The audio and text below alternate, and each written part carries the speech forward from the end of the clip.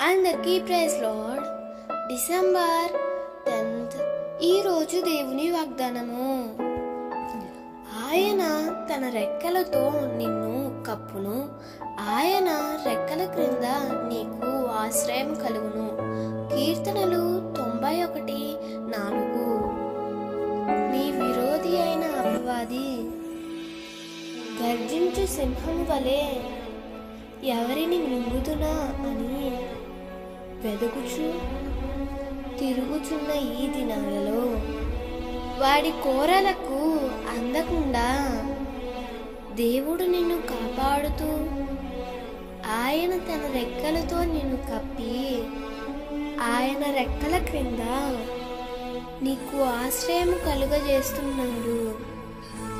ఒక కోడి ఎలా అయితే తన పిల్లలని తన రెక్కల క్రిందకు తీసుకొని క్షేమంగా కాచి కాపాడుతుందో, ఆ విధముగానే ప్రభువు తన ప్రజలకు తనలో ఆశ్రయం ఇచ్చి ఆదుకుంటాడు.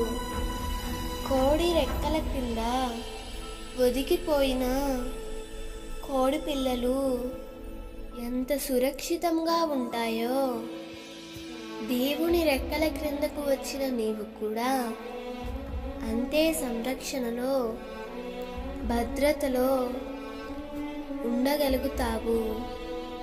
దేవుని రెక్కల క్రింద ఉన్న నీవు అపవాది క్రియలకు భయపడనవసరం లేదు.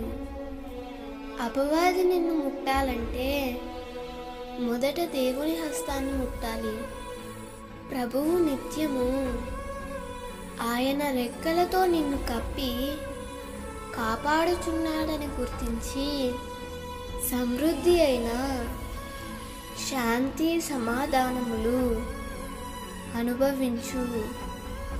దేవుడు ఈ వాగ్దానము నీ జీవితంలో నిశ్చయముగా నెరవేర్చునుగాక. ఆమేన్.